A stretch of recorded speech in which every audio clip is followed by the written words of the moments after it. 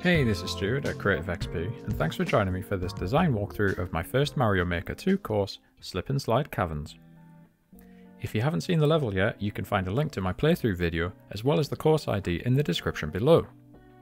Now I'm going to take you step by step through the design intent and build process of the course, starting with the level's theme and story. Now, when it comes to designing a level, it's usually good to consider a guiding theme or story to inform your ideas as part of creating an interesting and cohesive experience for your players. Mario games have perfected this concept, often theming levels around a particular mechanic or level ingredient to great effect. The best Mario levels in recent games provide a wealth of gameplay challenges for players, from just a few simple combinations of specific elements. For my level, I wanted to focus on the concept of sliding, which in Mario Maker 2 amounts to the player's ability to slide down slopes, but also the challenge provided from the slippery properties of the ice ingredients. A snowy mountain pass seemed like a great location for a level based on these themes. It gave me the narrative idea to have the regular pass around the mountain blocked, forcing Mario to find an alternative, more hazardous path that would provide good context for the level's challenges I wanted to create. This story and theme also give me a good framework of design constraints that I could consider before building the level. Verticality is almost a necessity for a level focused on sliding down slopes and leveraging slippery ingredients like the icicles. It's obvious that a level with lots of slopes will have the player descending vertically a lot. Icicles require a vertical space to fall from above, but can also be used as an interesting ingredient as part of the traversal challenges going up or down, depending on how they are used. However, I didn't want players to be constantly alternating between ascending and descending through the level, as this would create an uneven rhythm of movement for players that wouldn't flow well. Instead, I decided to create two distinct areas, the first focused on descending with the slide, and the second ascending via the slippery icicles.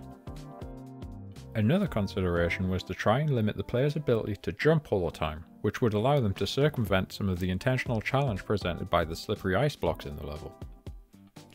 The use of low ceilings and icicles would work perfectly for this, and fits nicely with the theme of exploring caverns to find an alternative path around, or in this case, through the mountain. Combining these narrow spaces and slopes with enemies would further encourage players to slide to pass unharmed where they could not jump over the danger as they normally would. With this in mind, I created a test level to experiment with the different combinations of ingredients and mechanics which fit within my chosen theme, story, and design constraints. Not only was this helpful for me to get used to the level building tools for my first course, but it also helped me work out what elements played well and the different levels of challenge each might present. After all, I wanted the level to introduce concepts of the theme bit by bit so that players could learn the way forward as it gets progressively more challenging until the level's completion. Once I had a good idea of the different obstacles and an order of progression to challenge players, I started to create the actual level, beginning with the introduction of the locale and early theme concepts. This opening area is the first part of the alternative path that Mario has to take to make their way around the mountain. A few bridge structures provide signs of what is supposed to be an old route that has fallen into disrepair, and gives players a hint that they're going the right way.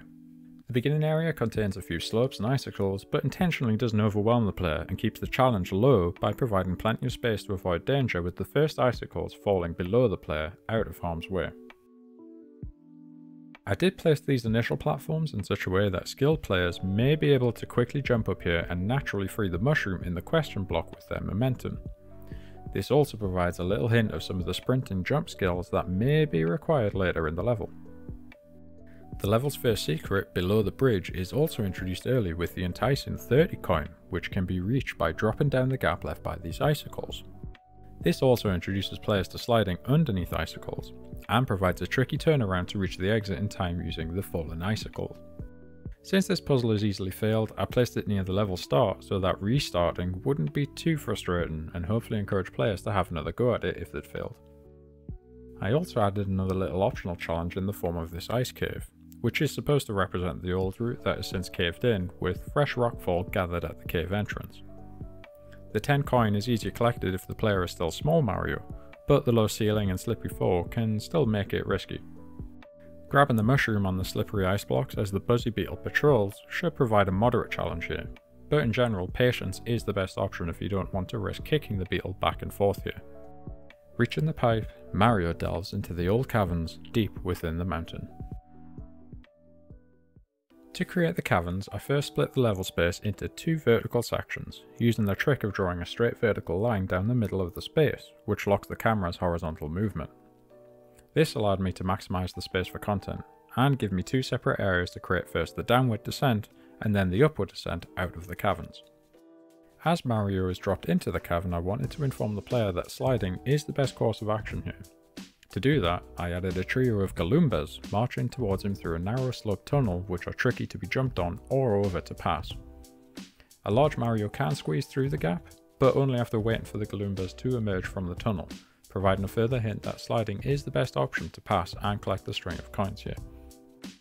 Entering the next section, they're encouraged to continue sliding as a buzzy beetle approaches and icicles begin falling from above, giving a clear indication that jumping on the enemy is not the priority and following the coin trail is the best option here.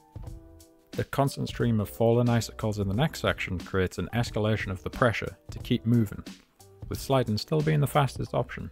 That is until they reach the slope on the opposite side of the area, where the only option now is to sprint up and drop off the edge as quickly as possible to survive. They must continue to hug the right side of the hole to avoid the fallen icicles until the floor beneath them begins to give way to safety into the cavern below. Phew. After another brief slide, players can catch their breath again after their narrow escape. There is also an opportunity to grab a secret mushroom as part of reaching this ledge to take out the Galoomba if they wish. I kept this hidden as I didn't want a question block always distracting players to jump up here and disrupt the downward flow through this section. Descending lower via another icicle sequence, players arrive at an old bridge and blocked passage on either side. This area represents part of the blocked mountain pass that the player is having to bypass as part of the level's story. Getting past the next blockage is a matter of simply dodging a few more icicles to climb up and over to pass through the door on the other side. Something that I tried to do with this area is give an indication of how the ice elements had formed as part of a natural water flow descending through the strata. It's a small detail that is easily missed given how quick the player is likely to pass through this part of the level, but you can trace a line down the level connecting each source of water. This mushroom platform is also a little hint of the different cave biome that players are about to enter on the other side of the door. Having descended through the first part of the caverns, players are now rewarded with a checkpoint since this is roughly the halfway point of the level. From here they are going to start descending the caverns to reach the exit back out onto the snow-capped mountaintop. I wanted this section of the caverns to appear less explored, as shown by the skeletal remains and large mushrooms that have been able to freely grow high in the remote darkness. These also form the platforms that Mario can use to start ascending the cave, which is pretty handy. In terms of gameplay challenge in this space, I wanted to use the icicles in a different way. Up until now, the player has been descending from above and trying to outrun and dodge the icicles as they fell. Now that Mario is ascending the caverns, I can use the slippery properties of the icicles as tricky falling platforms that the player needs to use to climb upwards. To begin their ascent, players need to first jump over the ice bridge and onto this mushroom with icicles. This provides a somewhat safe introduction to the challenge that awaits them higher in the chamber. The platform is slippy, but the time pressure as the icicles fall is not a concern at this point thanks to the mushroom. Working their way up higher, there are a few icicles to avoid falling, but this provides players with a glimpse of the platforms that they will soon have to use to progress further up, and shouldn't present much of a challenge in terms of the fallen trap at this stage. Reaching this section, the player's progress revolves around performing 2 different tricky jumps using the icicles suspended in the middle here. Since these icicles fall as the player makes their way up, I needed a way to get the player to wait for them to respawn, without it feeling like too much of an inconvenience. That's why I added the question block here to entice players up the slope, spurred on by the falling icicles. By the time the player has collected all of the coins inside the block, the icicles should be reset and the trail of coins should indicate the intended path to progress from here. Another question block, this time with a mushroom, provides another brief distraction for the player as they have to wait again for the icicles to respawn. In a bit of a sneaky move here, I added a few more icicles above that may trigger depending on how the player collects the mushroom. This can make the final jump across the gap a little more challenging, but these fallen icicles should still be easily avoided to reach the ledge on the other side before exiting the caverns. This is the final area of the level and is made to look like a series of frozen waterfalls that Mario can perilously climb to progress. A few more collapsed bridges hint at the old routes that were used to bypass the mountain in the past. Having successfully climbed through the caverns to this old route, The player is rewarded with another checkpoint before facing the final challenges. Sliding down this huge slope has the player bouncing across the top of some Galoombas stuck in the frozen waterfall. I didn't have much justification for these Galoombas being here, and instead just went with the rule of cool, since it was fun to slide down here and rack up some nice points in quick succession. Climbing the waterfall should present a moderate challenge, but the coins provide an indication of the safe space to stand and avoid the fallen icicles whilst climbing up. The next waterfall has the player descending again, and is intended to introduce players to the static icicles that can now be used as a stable platform to stand on and avoid the danger of the falling icicles. There are a few options available here for safely landing on the bridge below. It's at this point in the level that I introduce the final mechanic in the form of the Buzzy Beetle shell as a helmet to protect Mario from the icicles above.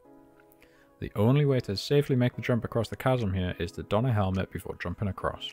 I added a little recess above the pipe with some Buzzy Beetles inside to give a bit of context as to where the shells were coming from. The final waterfall presents the hardest challenge of the level, but with a beetle helmet equipped, it should be possible to take your time to gradually climb the waterfall impervious to the falling icicles. The slippery surface makes this a bit more precarious, and it's possible to lose the helmet if you jump into the icicles at an odd angle. If that happens, you have to move quickly to escape before your invincibility frames run out. Once at the top, there are a few more optional coins to collect before entering the final sliding obstacle to land on the bridge below and reach the finish post. Players that made it this far still wearing a helmet stand a better chance of using the mushroom to reach the bouncing bar at its peak for the 1-up as a recognition of their skill. So that about covers the design of the level, but before finishing up, let's take a quick look at some of the possible improvements. Although not crucial to pull off in this way, and being intended for skilled players, the first few jumps at the start of the level were still perhaps a little awkward to pull off in the ideal way to hit the question block above. Having not played the game in a long time, it took me a lot of tries to get this right for these videos, and it could have been made easier for more players to pull off. Now, the entire sliding sequence in part 1 of the caverns can be completed without sliding, particularly for small Mario. Now on one hand, this could be considered a good thing to allow players to complete the sequence in multiple ways, but on the other hand, it somewhat detracts from the overall experience since it forgoes the intended themes. In my defense, I think I did enough to encourage the players to slide during these sequences with the tools available, but perhaps you have some suggestions that you could add in the comments below which I'd love to read. The introduction of the Buzzy Beetle helmet feels like it may have been one too many ingredients to add to this level, especially so close to the end. The fact is, in creating the level I cottoned onto the idea late on and was having a lot of fun playing with the concept. As you'll see in my next release course, Hard Hat High Rise, I took that idea and created an entire level based on the mechanic. And back to Slide Caverns though, it did help create a challenging final puzzle for the level, but I think in retrospect it felt tacked on and I could have potentially ended the level sooner without it. Finally, this sliding sequence at the end of the level is a bit tricky, and it's all too easy to fail at the very end of the level, leading to a lot of potential frustration. If I was remaking this, I'd add a nice block to catch a player here that missed the difficult sliding jump, and add a 30 coin to reward those that were able to make the intended jump loop. So that's it for this design walkthrough of Slip and Slide Caverns. I hope you enjoyed this little glimpse into some of my design intentions and process. Stay tuned for more videos looking at my other Mario Maker levels coming soon. For now though, thanks for watching.